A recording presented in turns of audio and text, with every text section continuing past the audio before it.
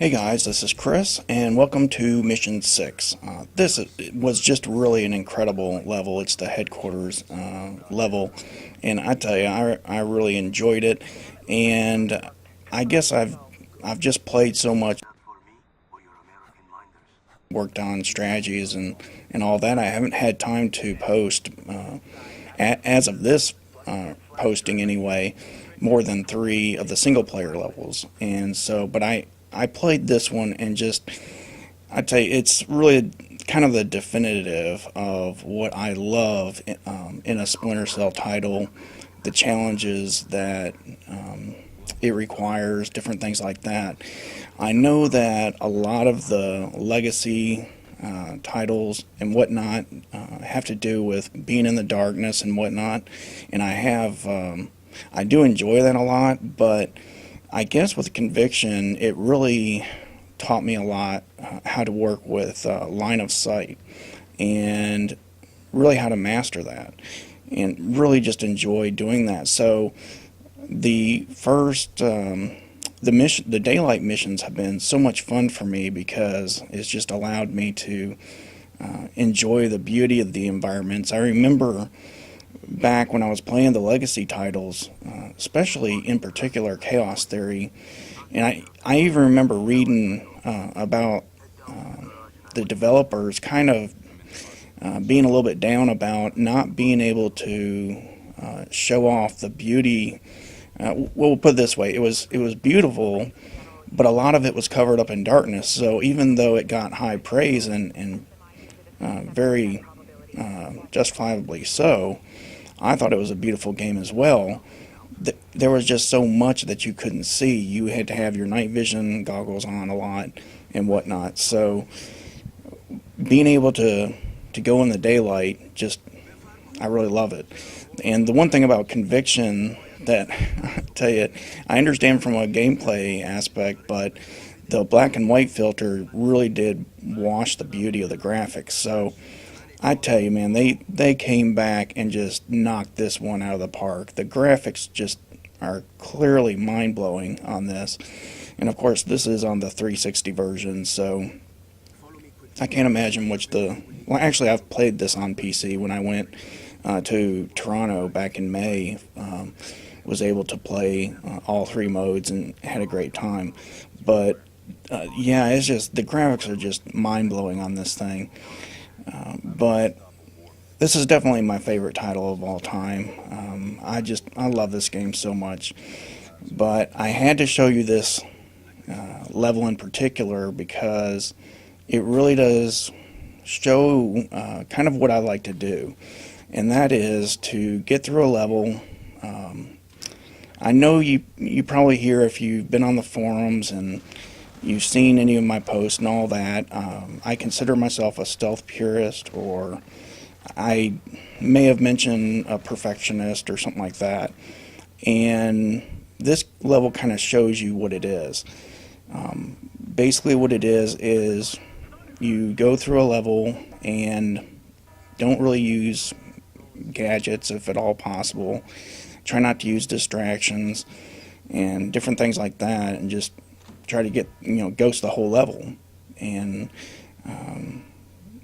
basically not let them know you're there. Now these seven that went and shot after me had to evade them, but the other ones you can even ghost through without even alerting them. So the seven I just got through right there, you'll see seven of them I evaded, but the others, I think there's like 56 of them or something like that. I was able to get by all of them, and really only had to use one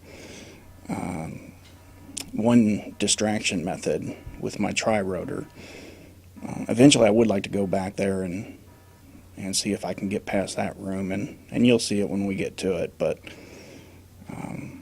yeah, this is really great.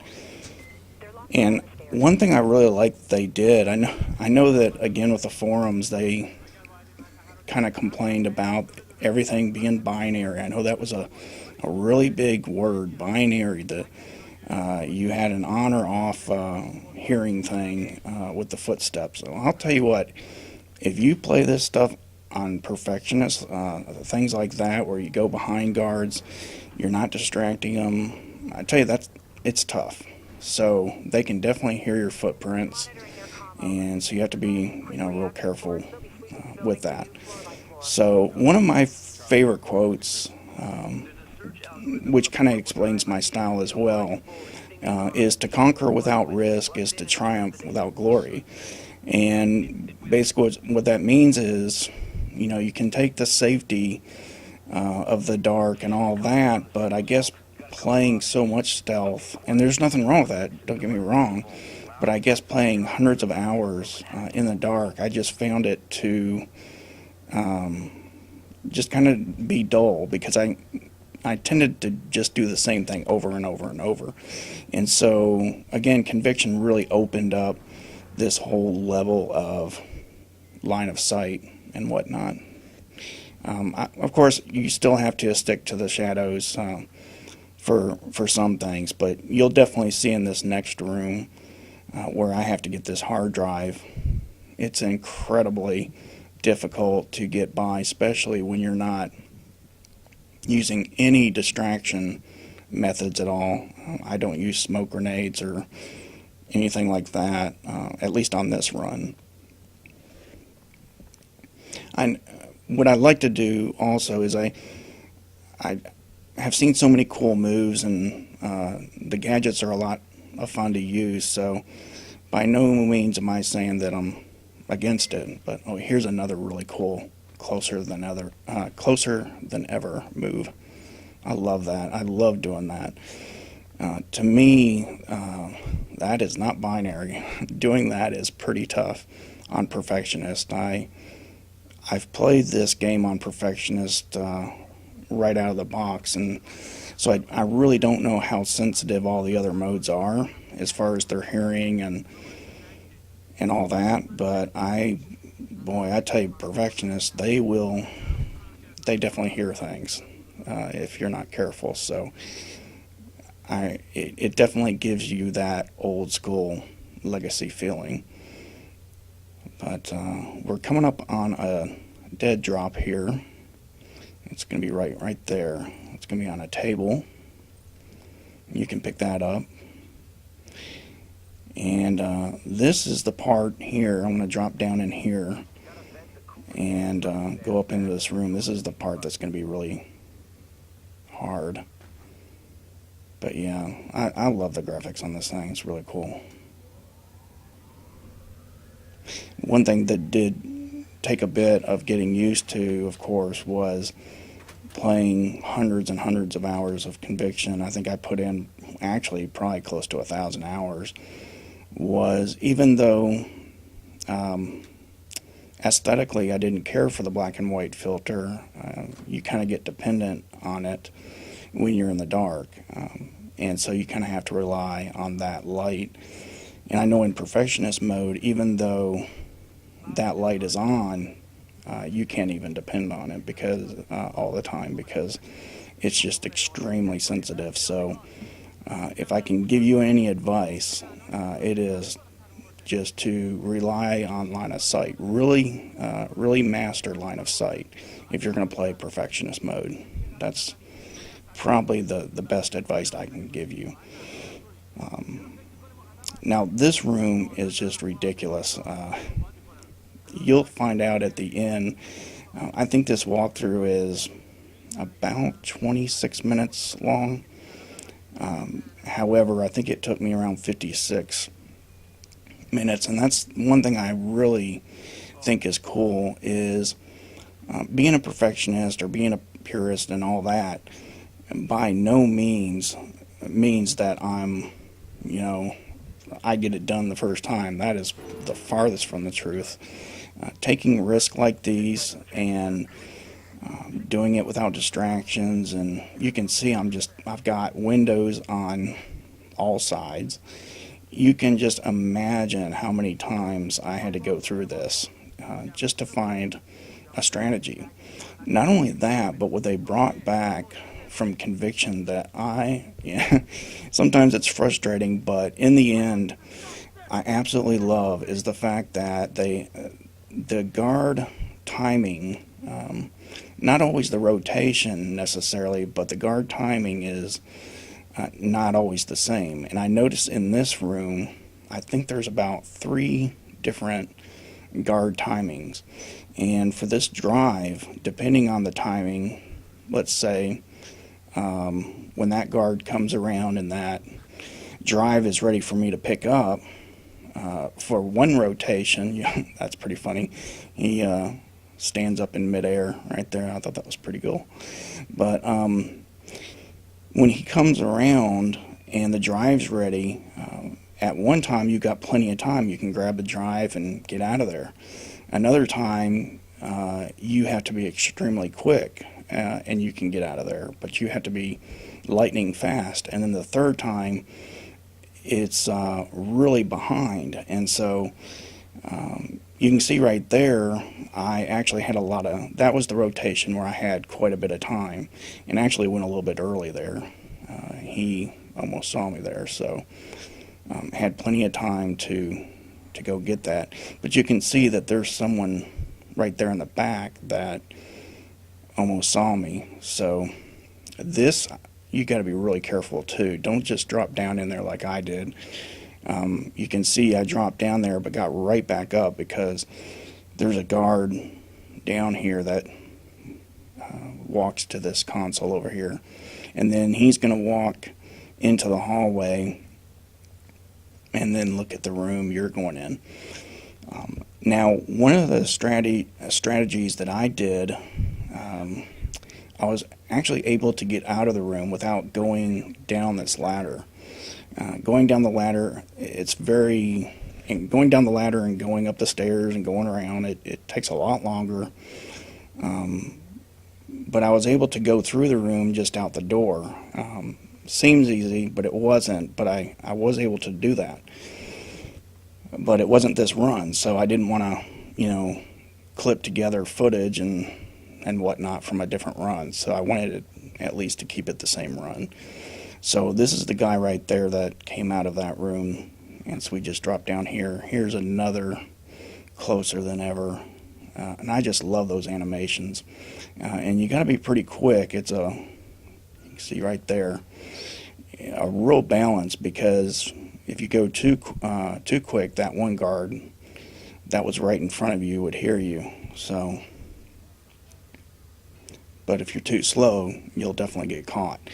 And what's really hard about this too is you have to completely get out of this room and go to the kind of the fast line, I think is what they call it. It's kind of like a rope that you bring yourself down. You can kind of go real fast, drop real fast down, kind of like an elevator or something like that, but it's with a rope. But if you have to get all the way there, if you don't make it, you have to go back to where the timer is. And that's another really thing I love about this game. Actually, 2 things I really like that are kind of tied in with it. First of all, you have a checkpoint system instead of a quick save. I know a lot of people, in fact, myself included, preferred a quick save anywhere. And on other games, I still do kind of like that. But with this game, I really do enjoy the checkpoint system just because it really does give you a more of a challenge, especially something like this. And what it does is once you make it through, I don't know, it just seems more rewarding.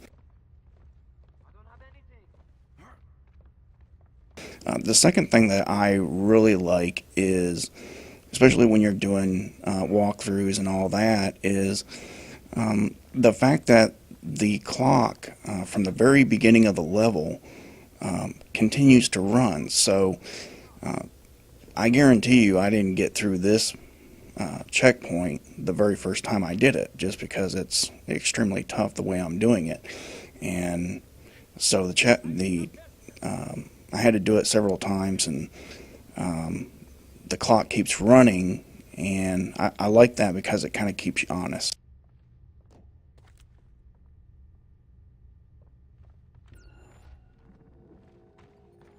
Fast rope is what it's called. So I was able to get through that, and again, if you don't make it to that point, you have to go all the way back to the timer. So very, very interesting to get past that without marking or using any kind of distractions or anything. This part actually is quite simple. It may seem hard when you first play it, but you just go right up to it, and then it's just a matter of timing. Basically, the guards will come in and just be patient, and there is you can see that glowing crate in the middle.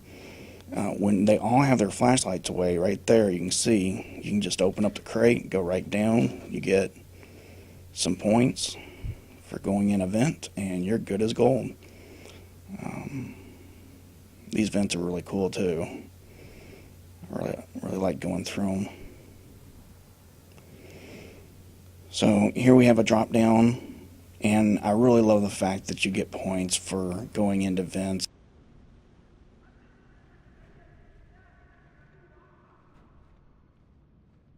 I remember when we were in an interview with Max Balan, he was talking about that and how it rewarded you for basically any action that you did. And I agree. Doing this, it rewards those that don't like to go assault or anything like that, those that just want to ghost past the guards. It allows us to be rewarded as well. So I thought that was really cool, seeing that guard come up to the crate or come to the vent. I thought that was really neat, him looking in there. And definitely didn't want to test out to see if I was right, but could pretty much guarantee you if I didn't close that vent, he would have seen me. So you can see I made it through there. This next section says, there you go, 7 hostiles undisturbed there. This next section, there's a very, very easy way around it, but of course, with me, I've always got to make it more interesting. This is a perfect example of how I like to play.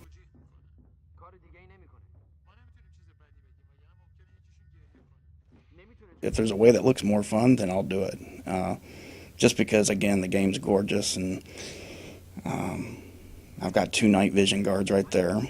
There are 2 people upstairs, and I'll just hop over here. The 1 night vision guard goes away, and then there's going to be a guard right there, and I'll just go through the room since I have line of sight on him.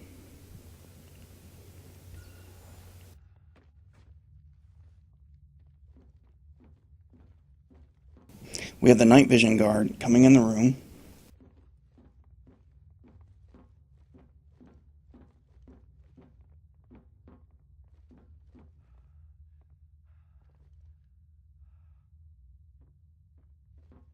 Yeah, the game's really good looking. I mean, the lights and shadows I really do enjoy. So we'll just sneak by here. Kind of wanted to show you the furniture and whatnot, especially because this next room's kind of dark. Since I don't use my goggles, I try, and that's another thing to keep in mind when you see these walkthroughs, is when I do these videos, I try to give halfway decent shots for the camera. If I was trying to make a really fast run, I wouldn't be so concerned about points of interest or anything like that. But which just reminds me, when I went up on that building there, I just dropped off it. There's a laptop inside of there. I didn't get it because I'm not collecting those things, but you can go into that room. That's a very tough section to get through right there, that door I just got out of. But you can go to the right instead of the left. Actually, the best thing to do would be follow this guard into that room or capture him. But if you're going to not disturb any of the guards, this is the best way to do it. Another closer than ever opportunity. Just good stuff. I love doing stuff like that. So good times for sure. So we're going to go here. We're going to unlock the security gate. And what's coming up is, in fact, it was in a video where there's a heavy with a big shield. And he comes in, he slams the shield on the ground, and this was the one part where I got my tri-rotor out and did use a distraction. We've got even more reinforcements inbound. Charlie, you need to move faster. I'm working on it. Any word from the Iranian military? That's what's odd. You'll see the first guard come up the stairs, and I couldn't find a way to get around these other guards. I think there's 3 of them, 4 total. But you'll have one at my coming up down, my 6, my 12, my 9, and my 3. And the one of my 6 would come back into me. So my 6 is coming to me right there. And so I have to hurry up. I go ahead and do the tri-rotor. Go ahead, I really love this thing too. Just go ahead and make a distraction right here. What that does is go ahead and make sure you retrieve that quickly too, because they will spot that quite quickly. So you can just jump over here, you can go through the dark. And you can see that big dude. Just go right behind him and say, "See you later, sucker." So I love going right by him. It's just, I don't know. One of my favorite things that Zach has ever said is, you feel sneaky, and you definitely feel like that when you're doing the closer than ever. I just love doing that. So this is the last part, and another great part. This is the high value target that you can capture. Again, I'm not going to do it, but there are, of course, dark places to hide, but didn't want to do that. Wanted to hide by the tree and get a nice view of the fountain.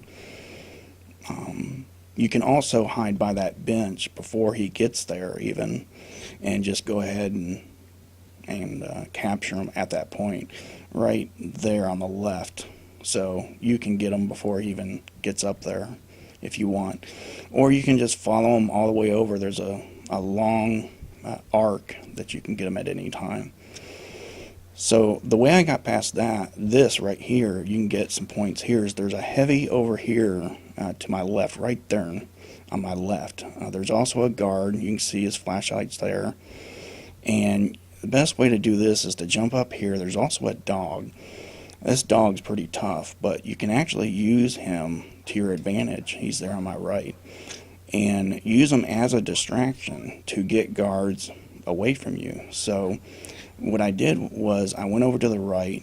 I get his attention just with my scent or whatever. And so he gets the guard's attention. So I come over here to the left.